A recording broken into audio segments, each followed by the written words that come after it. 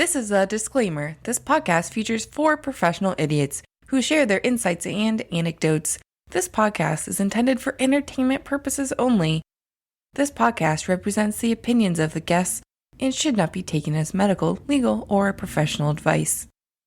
Yeah, so how are you guys doing? I was telling Alex about the multiplying champagne bottles. Oh, that's right, the multiplying champagne bottles.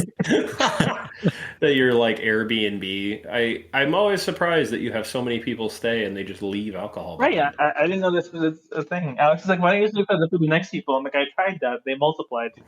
Is that a thing? Do people just leave their alcohol at Airbnbs now? I guess. Never done that. I thought you polish it off or just take it with you and save it.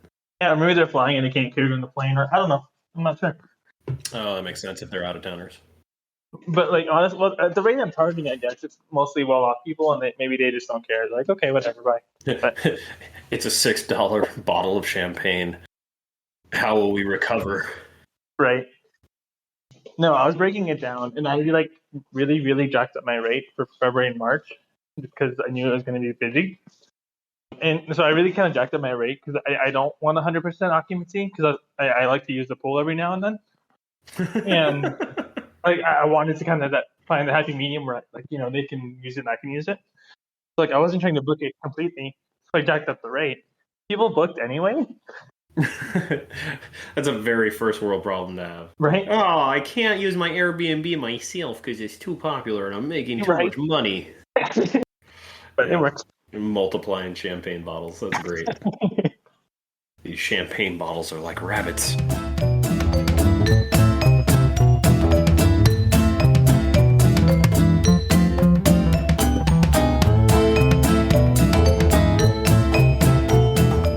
Welcome, listeners, to Overqualified Idiots. Welcome back.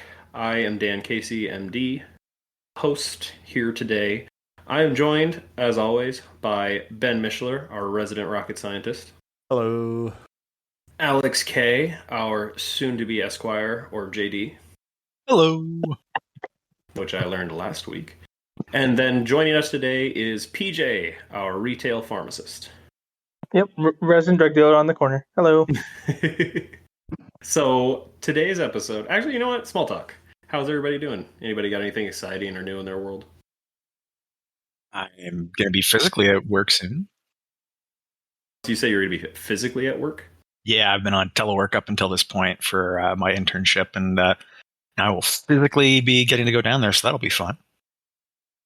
Are you, looking forward to it? Because, I mean, obviously I don't know what your internship does or the flow of it or even if you like it, but it seems like the general consensus is most people do not want to return to a workplace or an office. Just based on the place that it is, it's going to be at least novel and interesting to go down there. But, beyond that, it's not that far physically from where I am. And it's voluntary in person, so I can always reach out a day in advance and just be like, hey, I'm thinking of doing telework on Friday. Is that all right? And it sounds like they will not be enforcing it. So it's kind of the that's awesome. Best of all possible worlds. Yeah, That's amazing. Great. Ben, what were you saying? Just besides the obvious, not bad. Yeah, well, we'll talk more about that next week. For this episode, the theme is going to be future and technology. And I guess the only small talk I have is I bought a new computer because my old one died.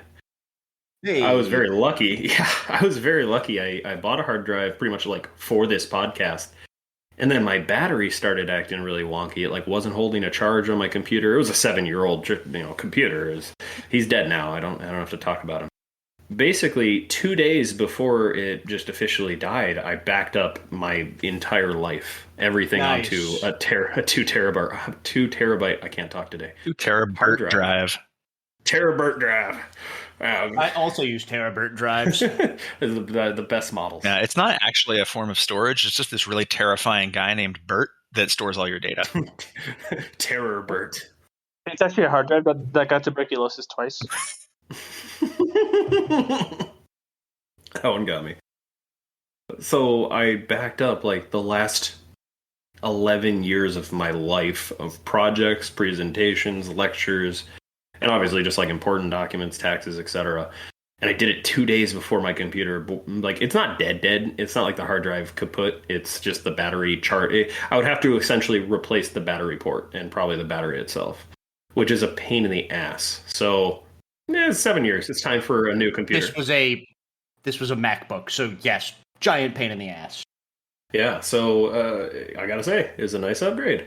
But it kind of, fits in the theme in terms of like future technology. What I generally wanted from this kind of episode was, what do you guys think the future of technology is going to look like in your field, in your personal life? What are problems and situations you deal with now that you anticipate aren't going to be a problem, or anticipate what a good fix to it is, or generally what you're excited for? So obviously it's a very open-ended topic. Ben, I assume you're going to have plenty to talk about. I feel like I'm not. Tell me when to shut up. Tell me when to shut up. Just you're cut off. I'm gonna have to intersperse my stories. Mute his mic. Fix it in post. It's okay. This is your show, Space Cowboy. You take it. I probably actually won't have as much to talk about, because I feel like the future of technology in medicine isn't necessarily like, oh, holy brand new ideas. It's probably to be more like improving on the ideas and a lot of foundational things we already have. So whoever wants to take the floor, I'm just excited to listen and hear what people, assuming the world doesn't end in nuclear winter anytime soon, what the future of your respective field is going to look like. So that Ben does not suck all the air out of the room with his rocket science nonsense, I can go first. Yeah, Alex. I was gonna wait. I could sense your tension and your I can feel the anxiety, but or maybe it's just the excitement. But Alex, I am curious, especially with law. I feel like me and Nicole were just talking about 6 different legal situations that we've encountered, and how the law is so slow in our country to even catch up. Yeah, I'm eager to hear what you have to say. So there's actually, on that topic, there's a whole bunch of different theories and thoughts about how the law is going to move forward on approaching and reacting to technology. There's a lot of people who I've talked to who are very bullish on the idea of what's called soft law, which is a lot more reliant on things like industry and trade associations, encouraging them to set up a series of guidelines and principles that the people who work under them are meant to follow. Which sounds like the kind of fluffy frou-frou thing of oh, we're going to set best practices and we're going to try to do our best. But thing to keep in mind for a lot of listeners is that most major professions have some kind of trade association or group that you work with that set pretty exacting standards. Really classic examples are the Bar Association for lawyers. If we do something to violate the bar's rules, we can literally be kicked out of the practice of law. It's a prerequisite to practicing in every state, I believe. So yeah, there's a lot of thoughts on that stuff, and basically getting professionals in each area who are more aware of how those are affecting their area to kind of put together thoughts on how to deal with it. As far as relying on statutes, which is just legislation that gets passed by various congressional group, don't count on that happening fast ever. Expect them to be 10 years behind or 5 years behind at a minimum on legislating basically anything with modern technology. But to balance that out, there's also administrative agencies within the government that can react a little bit faster. Now, they still often will have they'll do what's called rule making, and so they'll be there's this new thing in the field of, I don't know. So for example, the FDA would be an administrative agency that gets to make rules about what it's doing. And it might have to put out, depending on the kind of rule, a comment period for people to come to them and say, hey, I don't like this rule because X, Y, and Z. And then they have to kind of react to that, give explanations, things like that.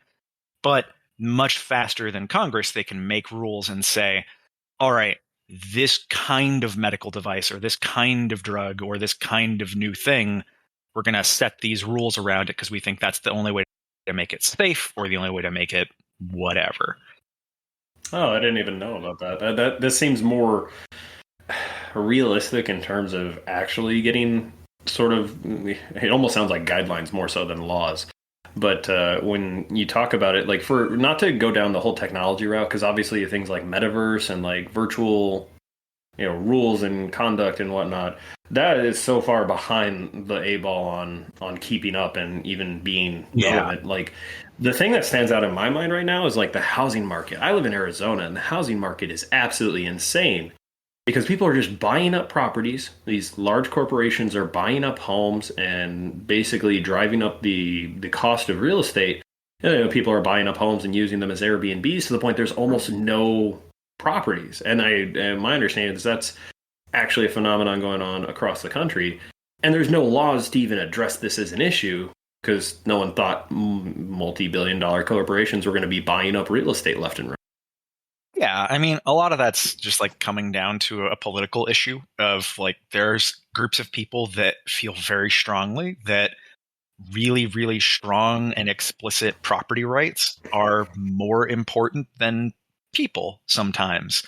And like, I know that's going to sound really glib to anybody of particularly libertarian bents, but like, it's true that sometimes we need to worry about how someone else's property rights impact someone else. And the idea that I can own 500 houses while a bunch of people are going homeless in the very same community is a little bit weird.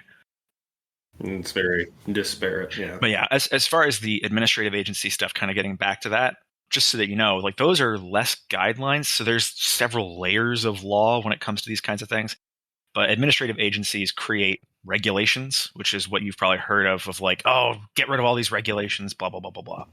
There's literally a giant compendium of every regulation ever put forward by these agencies. It's the Code of Federal Regulations. If you need to look something up, it's under what's called the CFR, the Code of Federal Regulations. And everything that these agencies do is written down there. So you can always look into those things on your own, those kinds of stuff. But yeah, and as far as like tech issues, like agencies and soft law are probably the most quickly able to react sides of things, but they're still not fast.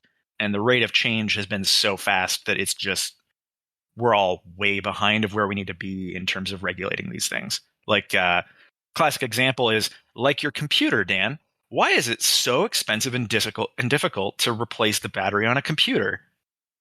The right to repair. Right to repair. Right to repair, exactly. Like we've been letting people. Thank you, Apple and Tesla. Yeah, Apple, Tesla. Like we keep like giving them like rights in things where it's like the sole purpose of this patent or this idea or this structure is to kill interoperability and make it so that I can't share or use things between people and I have to pay more to those companies.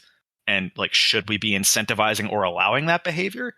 I think that's a very open question, but pretty much I would argue no. But, science and technology, we're way behind on like handling a lot of what needs to happen with it. Do you see any, I mean, obviously a big open-ended question. What do you think is the solution to playing catch-up, if there is one? So there's a Freedom to Repair Act that's coming through Congress right now. You can look up all these things. These are publicly available laws that if you look up on congress.gov, you can find the Freedom to Repair Act. I can't remember the actual House, the HR number for it, but yeah, there's all kinds of laws making their way through Congress right now. The odds of any of them actually getting through are relatively low, but we'll see if anything happens. There's some willpower to make a lot of these things happen now. Freedom to repair obviously is to remove certain barriers. It's not comprehensive for right to repair, but it does remove certain barriers to right to repair law. And then also like another big one is that there's some stuff related to the tech industry. So there's an antitrust bill that's making its way through that would basically say, hey, Google, you can't prioritize companies you own in your own search results, or Facebook, same thing, or et cetera. Those kinds of rules, that's coming through the pipeline as well. Once again, we'll see if that actually gets a floor vote or like gets enough votes to actually go through. Right. It's so fascinating to think about on that scale because Google is so omnipresent and such a, literally the term Google, it's a verb because we use it that way. Mm-hmm. But it's representative of obviously a company with its own interests and profits and goals that you think about it, and yeah, that's an issue, but it doesn't even like register in my brain on that scale of like, oh yeah, that could be a huge problem. There's so much room for abuse and basically favoritism, in terms of supporting their own interests, and because there's no real competitor or no real, that stands out in the same way, to have a monopoly on that. Well, and it's really sneaky This is why I use too, Bing. and it kills the ability of like. Sorry, I'm interrupting you, Ben, but I will. Just one quick thing. It's the big problem is that it's subtle, and it doesn't really give consumers a chance to look at the options and make an informed decision. So it kind of kills the underlying idea of competition, and that's sort of the whole reason that there's big antitrust concerns with it. Because how are you supposed to make a meaningful choice when the very idea that there was a choice is being hidden from you in a search tool? Like, you just wouldn't notice. You can't address a problem that you don't even know exists. Exactly. And a lot of people just don't know that this exists. Ben, what were you going to say? Oh, I was just making a naff comment. Just a nice child remark at Google. This is why I use Bing. I actually use Bing. I use Google like everybody else. Gotcha. Oh yeah, Bing exists. I remember there's a meme where it was like in 2017 or something, there was like, you see the graphs of the most like search for engines, and there was like the tiniest little blip for Bing, and somebody's like commented just like, oh wow, 2017 was a big year for Bing. I mean, I use Bing all the time to this day. It's to find Google. Come on, guys. Yeah.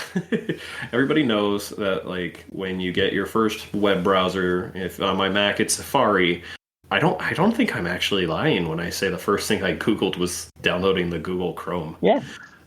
Yeah.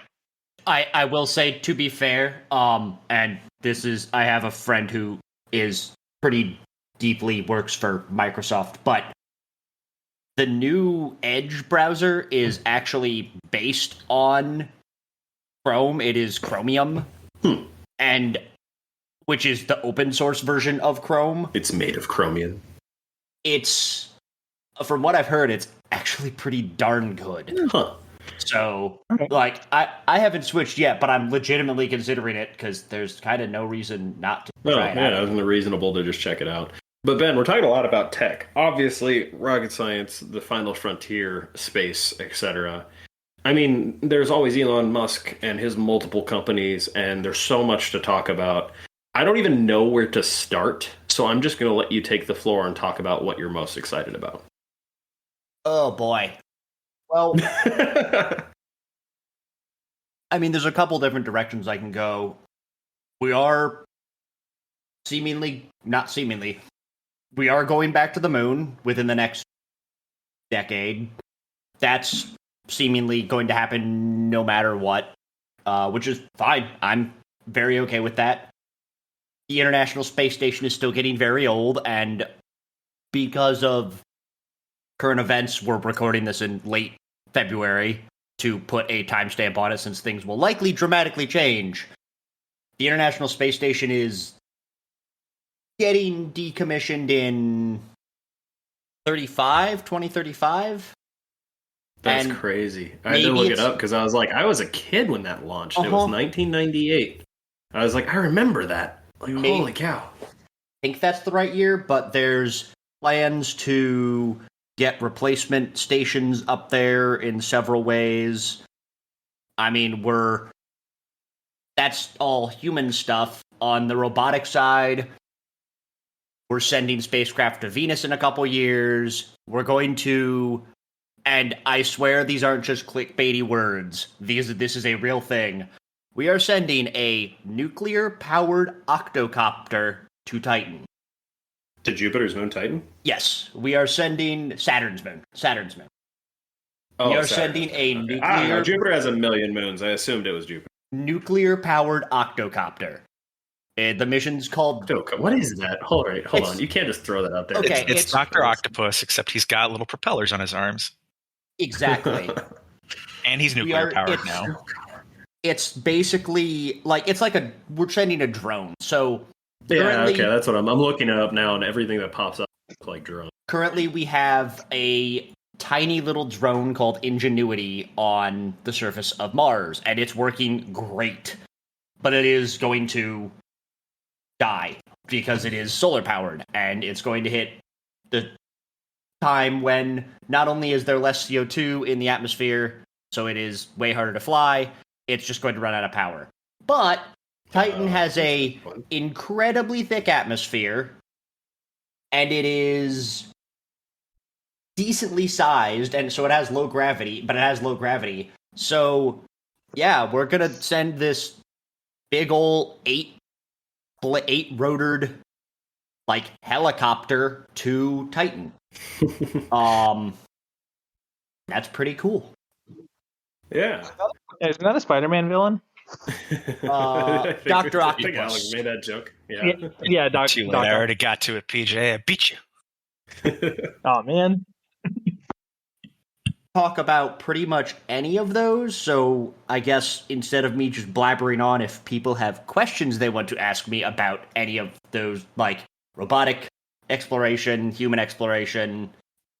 Well, I guess that's a good point, because now drones, it almost makes it feel like human exploration is, not needed. It's just basically obsolete, because drones can probably do anything we needed to do, just better and without all of the resources and time and energy it would take to send someone to space. When do you think, or is there even a role for like human space travel until it's like, colonizing another planet? Absolutely. So, for instance, we sent a second small car-sized rover to Mars last year. It's just hit its 1-year anniversary there to do science. Happy birthday. But the thing is that if you had a geologist there, because it is doing lots of geology, if you just had a geologist there, instead of having to program, these daily plans of, okay, now look around, and, okay, there may be an interesting rock over there, and that could take 3 days to go over, and then make sure that you're positioned safely, and then drill the rock to get samples, and if there was a human there, that rock that's 30 meters away that you want to look at, you can get all the pictures and then like a sample of it in minutes, rather than having to wait 3 or 4 different planning periods of days to get over there, figure it out, all that kind of stuff. So yeah, I definitely think there is, just because you can do so much more. Got it. So there's still a potential role. It's just a matter of the logistics and the resources behind it. What, Right. Not to monopolize the conversation more, but like, I guess space travel and, the space race created so much innovation and so much advancement in our own world in terms of day-to-day life.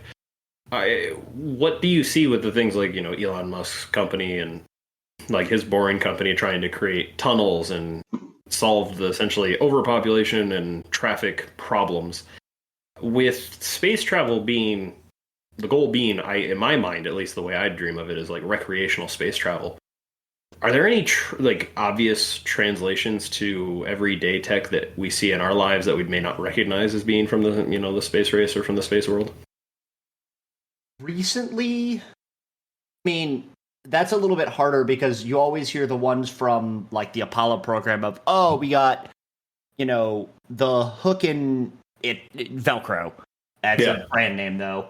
We got Velcro, we got all these things from the space race, and it's not as like blatant at the moment in terms of just like, well, this thing is new and it's because of the space program. But for instance, 3D printing is still pretty big, and there is a company at the moment that is working to 3D print their entire rockets, or all the parts of their rockets, as many as they can. I think it's like 95-ish%.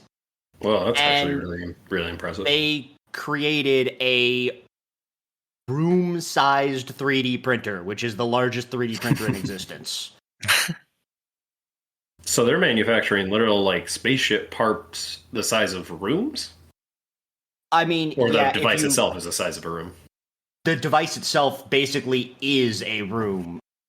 It is, if you look up relativity space and the Stargate, yes, all of the names are sci-fi. Of course. We're Why all wouldn't just they be? nerds. So, but they're wanting to do iterations very quickly, which, because they don't have to, they can just change stuff and have it print something different.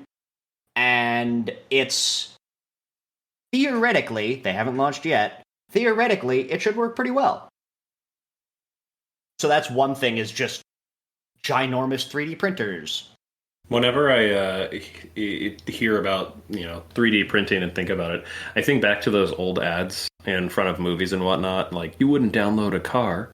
And first off, fuck you. Yes, I would. And second off, well, with 3D printers now I can. That's just where my brain goes with that. I was like, I would absolutely download a car if it was feasible. All I need is a multi-million-dollar 3D printer and the knowledge of how to put a car together. Easy. You wouldn't download a rocket. Well, Relativity Space kind of... They did.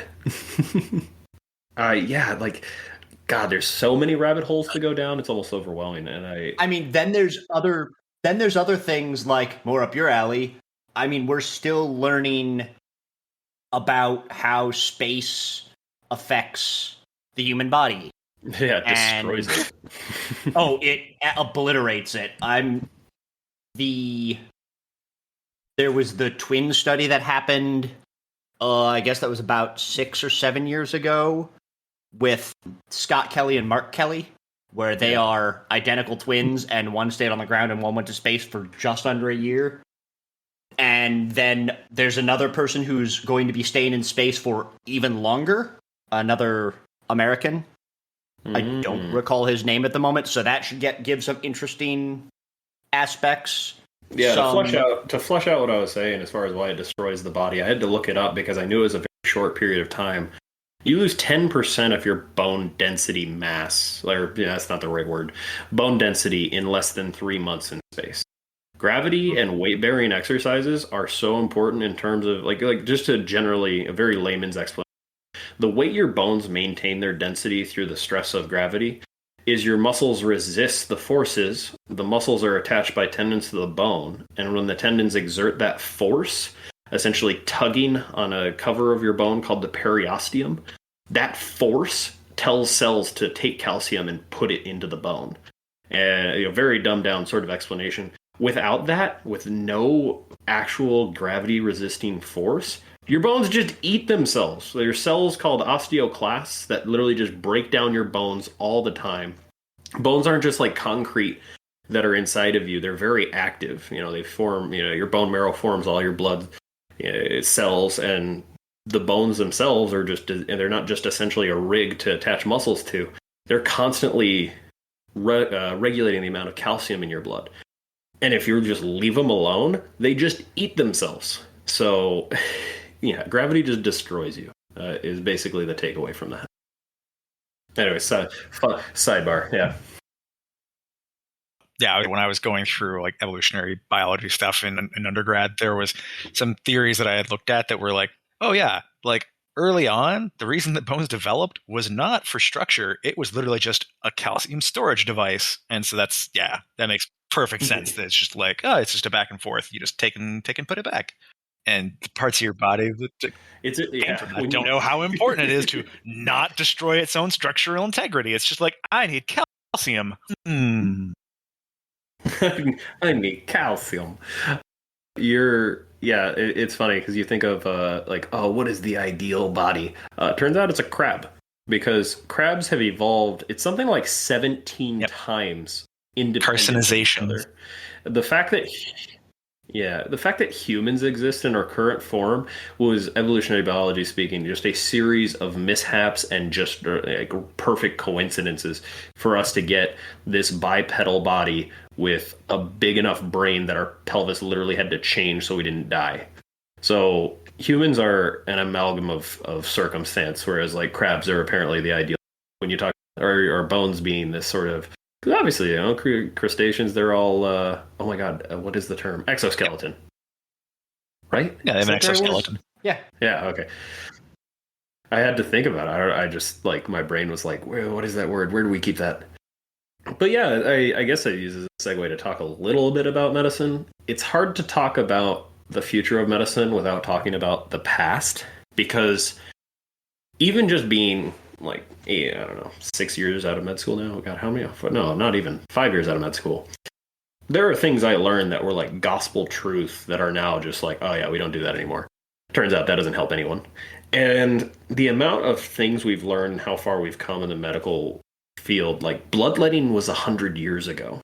Like it was not that. The concept of like humors and, trying to balance the amount of different types of fluids in the body.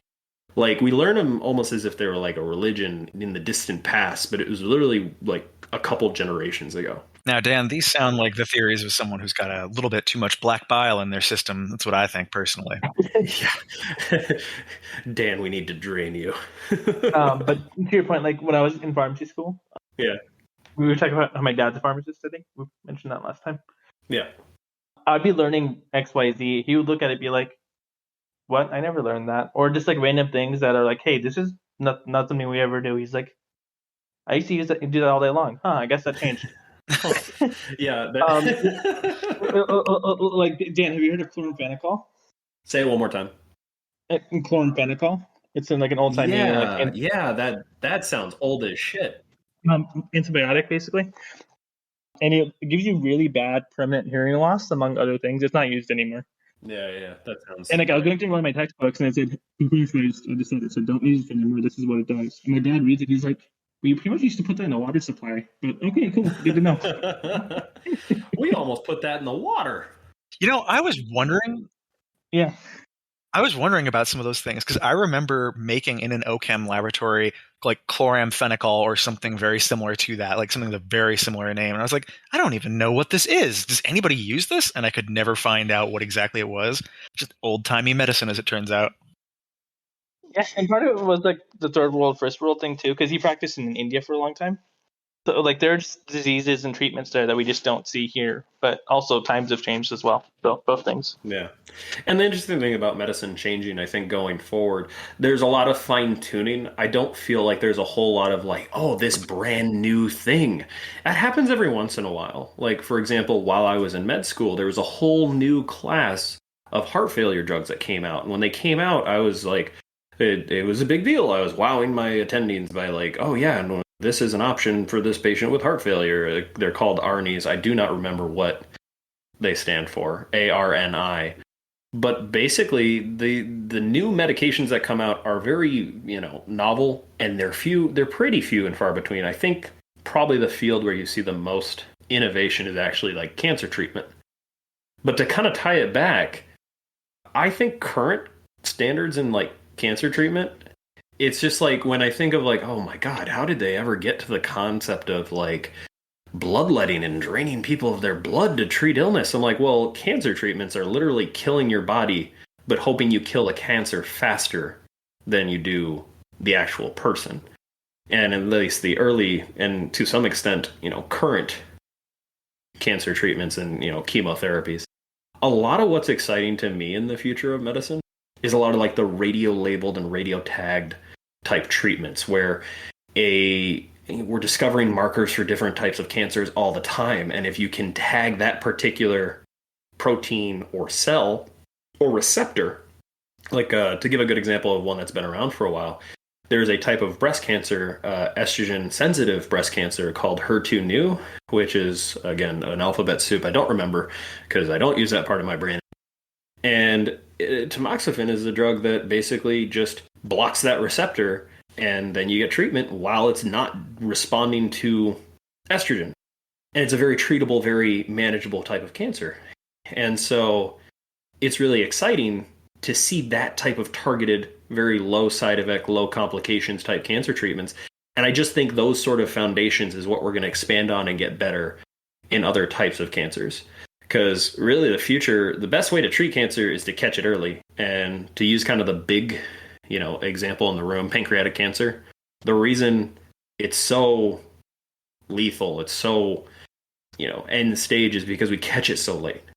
Even when we catch it early, which pancreatic cancer, it's a very aggressive type of cancer, but it's in a part of your body that literally just doesn't feel anything.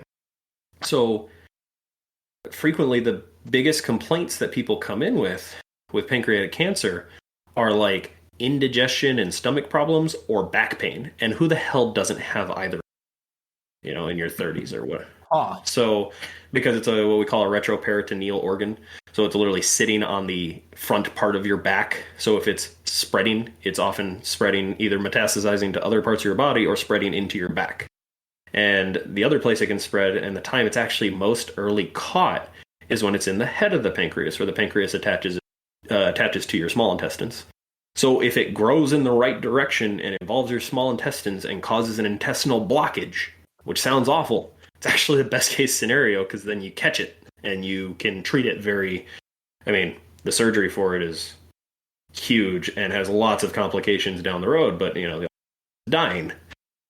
So I think the exciting thing is, in my mind, and what I picture the future of medicine being, is that screenings are going to become more effective. Like I said, finding markers for cancers, risk factors for cancers, the genetic mapping of humans. What I think is going to happen is that that's going to become more accessible, more available, and more easily, screened, because we don't have good screening methods for a lot of types of cancers. Now we have good screening methods for others, but the big ones and a lot of the troublesome ones, it's really hard to catch an aggressive cancer early.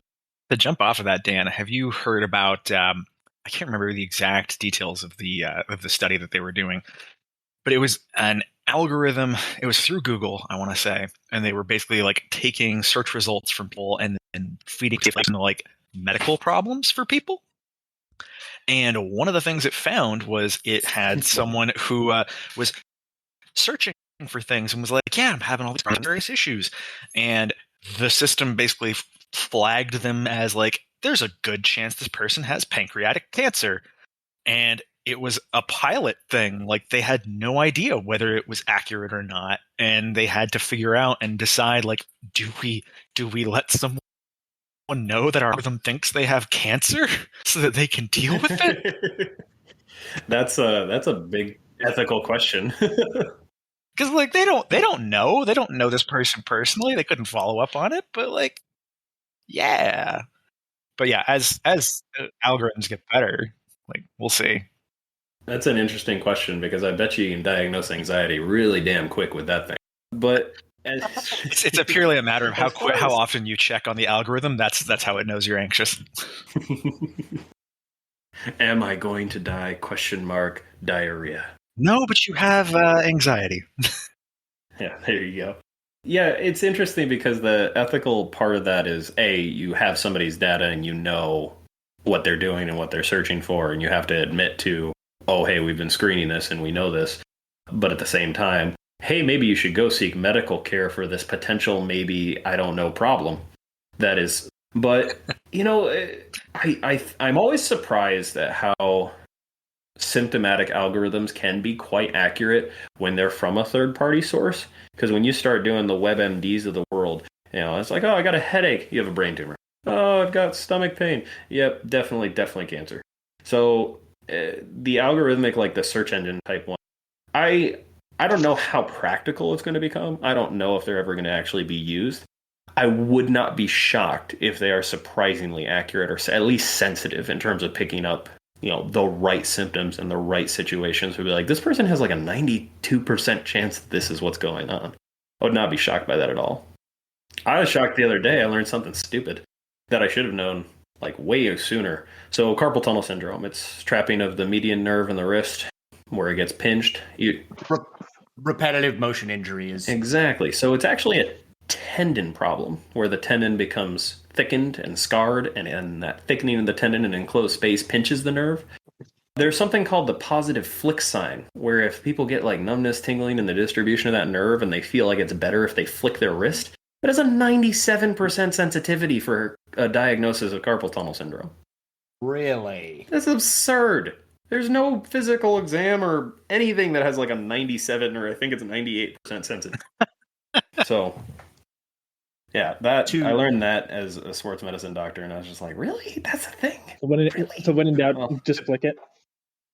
Yeah, just flick it. Yeah, I wonder if that's indicative of the fact that just things we do outside of the doctor's office often are just better indicators generally of a lot of aspects of health, and that's part of why those algorithms are so effective is that they're looking at things that doctors otherwise can't or don't get necessarily honest answers about, or something like that. Yeah, and that's why it's called the practice of medicine, is our understanding is evolving. There are a lot of things, like in the sports medicine community, we've done a terrible job of teaching primary care that tendinitis is a very rare and not common thing at all. What you're seeing in your practice is usually tendinosis, which is scarring and thickening of the tendon, which is an entirely different treatment plan than anti-inflammatories and injections. Huh. So, PSA, odds are the tendinitis question versus tendinosis. Tendinitis is like, oh, I'm a tennis champion. I, won state, and then I gave up the game. And then 10 years later, I picked up a racket and played 8 hours of tennis. And then the next day, the outside part of my elbow was inflamed, painful, a little red. I took some anti-inflammatories and I got better in a day or two. That's tendinitis. That's not super common. Tendinosis is like, oh, I'm 40 and I played a lot of tennis, I played a lot of racket sports, and now I just kind of have this sharp to achy pain on the outside of my elbow anytime I use my wrist. All the time. That's tendinosis, and that has an entirely different treatment plan than tendinitis. Huh. Yeah, fun little sidebar. The more you know. I would just like to quickly piggyback off of what Alex, you and Dan were talking about. This is not my specialty area, but I know enough to be dangerous in like the programming, that kind of stuff area. I love that phrase. Machine learning is definitely, I think, unfortunately, none of us are experts in this. So if we do another one in the future, maybe we find somebody who is. I mean, I've read a lot of papers all about it because I, for an entire summer, had to work with someone doing work on soft law and AI algorithms. So I think I read through like 80 papers over the course of like a couple months. Jeez. But the big thing is that what computers are very, very good at is crunching a insane amount of data and coming up with patterns that otherwise may not be regularly visible, which I don't know this for a fact, but it sounds kind of like that's what this thing did with the search history. Is it crunched a bunch of data and found these patterns because of it. And I think that's definitely an area where, that's also a very, very massively expanding area of tech, is just machine learning and using it to everywhere in math, in medicine, in all these things. Like, is a machine learning thing going to replace, Dan as a sports med doctor? That's a great point. That's not how that works. I'll tell you who it will replace. Could it supplement Dan? Yes. Could it replace Alex? Give it some time. Yeah, it is kind of give it some time as far as a lot of things. I would say there's certain aspects of. It'll probably replace me before it'll replace Dan, just for the record. Oh no, I don't think it will ever replace Dan, because there's some human interactions you need there. But yeah, that's such a good point. I think that retail pharmacists, it's, the kind of thing of someday maybe a computer will be doing that because they can just have all the data. But PJ, your relevancy is on a ticking clock. I don't know. Like, if I don't want to go to work tomorrow, if the machine can do it, go for it.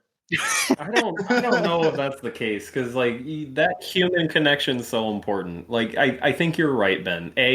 When we talk about sports medicine, I probably do more of a physical exam than any other doctor's field that I can at least imagine. Cardiologists listen to your heart, but I have to essentially examine every part of your body. And so there's that part of it that a machine probably can't effectively do without imaging or scanning, which can get pricey. So then you talk about the cost benefit of certain practices. And people want to have a relationship with their doctor. At least that has been my experience. People want to know. It's the cheesy, like, you don't care how much somebody knows until you know how much they care. Like, you want to know you're in the hands of somebody compassionate. Why it stems to the whole, like, rant I had about, like, I get to go to business school and be like, I want to make a ton of money. And the interviewer will be like, hell yeah, me too, high five. But in med school, you have to have a passion for helping people. Yeah. Right. There's a reason bedside manner, there can be great doctors who have awful bedside manner, and it's like, okay, cool, you're a great doctor on paper, but you're not great at helping patients because they kind of hate you. Yeah, I know a lot of those people. Those were a lot of my colleagues. And so that is the nice thing is I will never lose that part of my job. I don't think that PJ will either because ultimately people have questions. People have questions about medications. People have very complex questions about medications.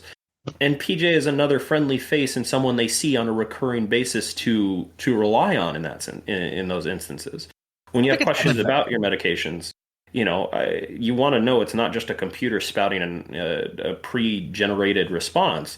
Like, oh yeah, this is a side effect, but they only put it on the bottle because it can happen if you take, let's just talk about like anti-inflammatory example. Like if you look at the black box warning on anti-inflammatories, they look like they're going to kill you just by being around them. And like diclofenac topical cream, they have all of these warning labels. It's just like, well, if you take it with food, you don't have heart or kidney problems. They're pretty well tolerated and they do good work. That's why they exist. Yeah, so I had this exact conversation with a patient I think last week about Voltaren gel. She's like, I'm on Yeah. Coumadin and all this stuff. I can't take blood thinners. I'm like, if you're using it topically, go for it. Like you're gonna be fine. And Yeah, she's like, unless you put a bathtub full of it, it's not going to get absorbed in your blood. It's not going to see your organs. and she was like, well, the doctor wrote me the prescription, but he didn't tell me what you just told me. And like now it makes sense. So okay, cool. Right. That human connection and that sort of and here's the thing is like those computer algorithms are very often wrong because they're made by people who aren't in medicine. Like the diclofenac topical, the cream still pops up that warning on my computer that I have to click an extra click to make it go away, saying, "Oh, this patient's on a blood thinner. This is a potential hazardous interaction." It's like, no, the fuck, it's not. The 2018 Journal of American Pharmacy Journal says it's safe. I know it's safe. I actually had a pharmacist call me and try to make me stop the prescription for diclofenac gel because they were on Coumadin, and I had to send him had to send him the paper from his field's like journal and be like, no, it's not. Please read your own literature. Have a good day. That is. Yeah, I try to, retain decorum and be professional because I know that pharmacists catch a lot of shit from doctors and there's a lot of rude ass doctors that are overworked and if they're not pleasant to their patients, they're sure not going to be pleasant to a colleague over the phone. PJ, I haven't heard a lot from you. Other than having to deal with people like me all day, every day, who in a bad mood, what do you see as being the future of your job? And I don't want you to say extinction because we've covered this already. Honestly, I wouldn't mind. No, just kidding.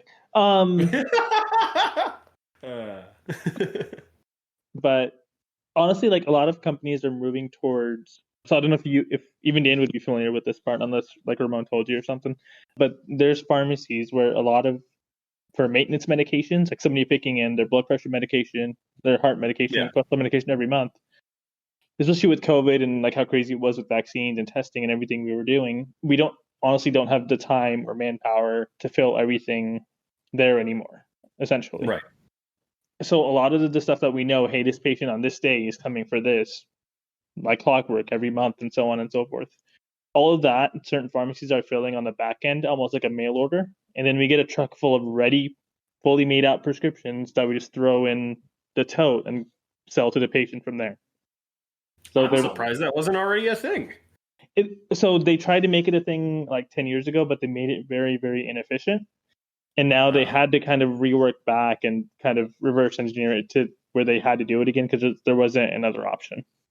Well, the demand seems like, I mean, I really feel for you and Ramon and all of the retail pharmacists, community pharmacists, because the amount you guys have had to take on and shoulder in the last 2 years, and mind you, I'm right there with you in terms of like, hey, we were always essential and always had to be in the front line, so to speak, especially when we didn't have a vaccine and really scary in those early days.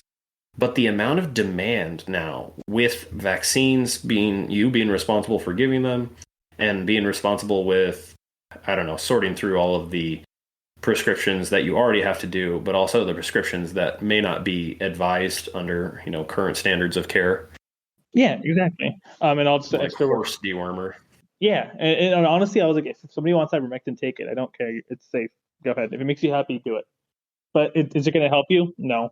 Is it going to work? No, but it probably won't kill your liver as long as you don't. So basically, what you're saying, PJ, is you can shove it up your ass as long as you get out of my face. Yeah.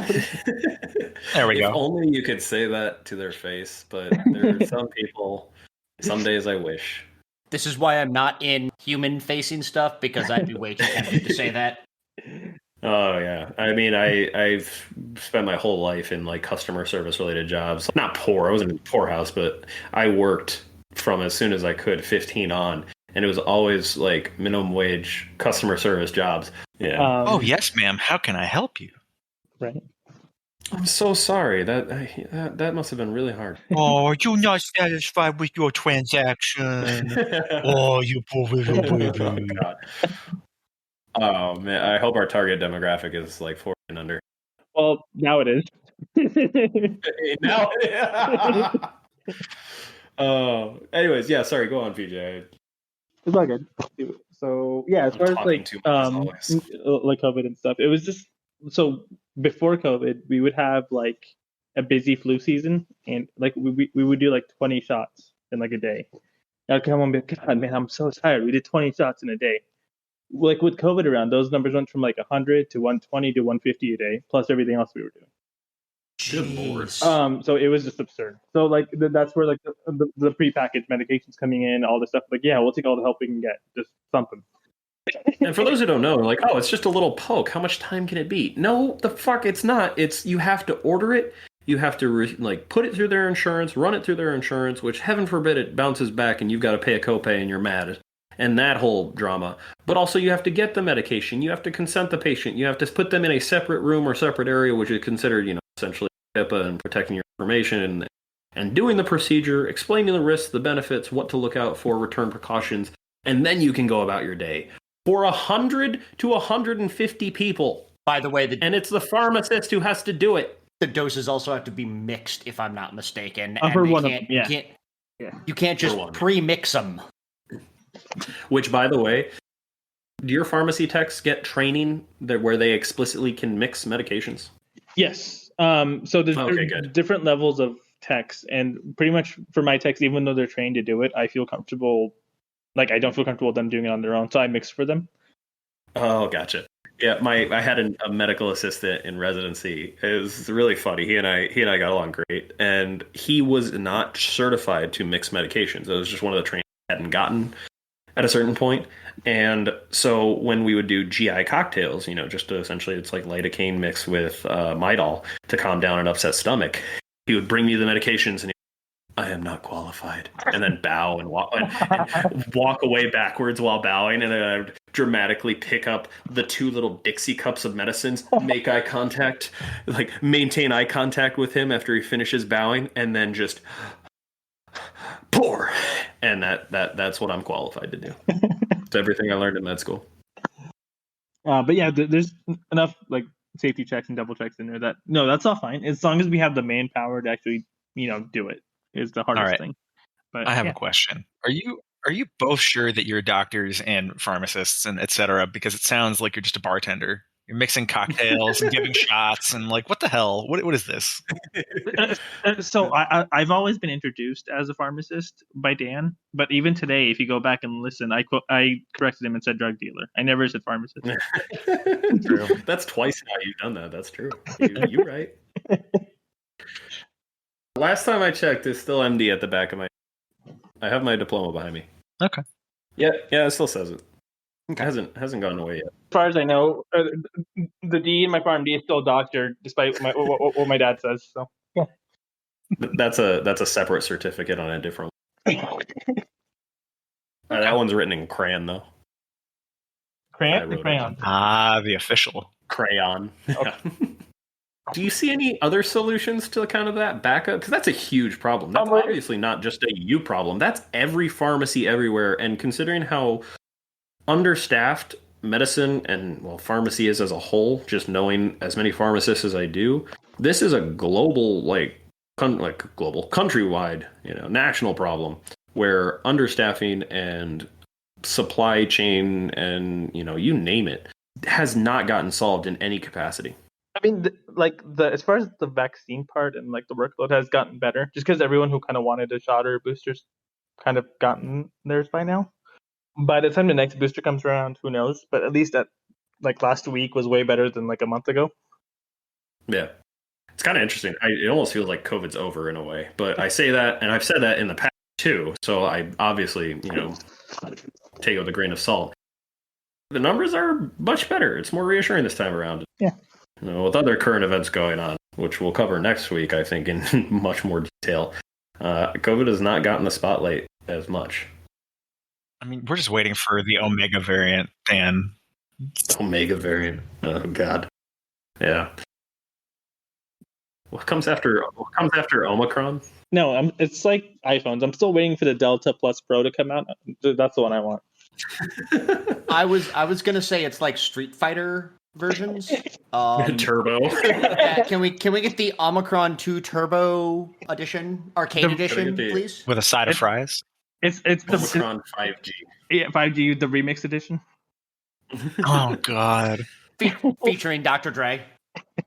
Can you imagine how insufferable the 5G caused COVID people would be if it turned out that one of the variants ended up being caused directly by 5G? Now, like, you weren't right before. This doesn't make you right now. Get out of here. No, it caused it. But PJ, to kind of get towards wrapping up, do you see any potential solutions in your day-to-day in terms of like what technology or advancements would solve some of these problems or at least lighten the burden? And how do you foresee solving them? Don't worry, you're just going to solve the national crisis right now. Honestly, like technology's doing what it can already. Like compared to the staffing we needed to fill 100 prescriptions, even in my career, like 10 years ago, has changed today from what it was. It's at least maybe 30 to 40% of the manpower that we needed 10 years ago. So technology is helping. But at the same point, it's a corporation, it's a business. So they see that and they cut back that much. So it, like the workload to like what I do evens out or is even gone up. But that's not because technology can't keep up. It's it's a business. Yeah. So that's why I just don't think that human element's going to go away anytime soon. Are there going to be computer algorithms that do what I do but better? Yeah, for sure. I'm sure we're going to get to that point. Maybe not in our lifetimes, maybe. It's considering how fast technology is moving. But I think in our respective fields, when you talk about healthcare and you talk about wellness, I cannot see our jobs disappearing. Because the one thing we didn't talk about is that, PJ, you're my safety net. If I make a mistake and I send an anti-inflammatory, which, by the way, I throw out like candy because in my field, that's our go-to drug. If I give someone an anti-inflammatory who's on a blood thinner, I'm getting a mean call or a nasty gram, which I'm thankful for because you guys are the ones that saved me.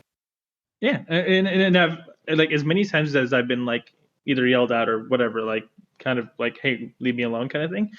Just as many times I'll have what you just said, like, hey, thanks for catching that. Let's change it to whatever. So yeah, it works both ways.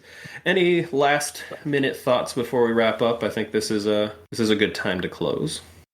If you want an example of an entertaining thing that is being implemented in the legal field right now, like a weird technology thing. Oh God, what's the exact? I don't remember the exact word for it, but it's basically the emotional timbre of emails. They'll do giant like screens through huge piles of emails you get in Discovery, and it'll basically say like, this email sounds really angry, or like this person sounded like in a good mood, and it's just very, very weird. Huh. That's a thing. They can like sense the tone of text. Yep.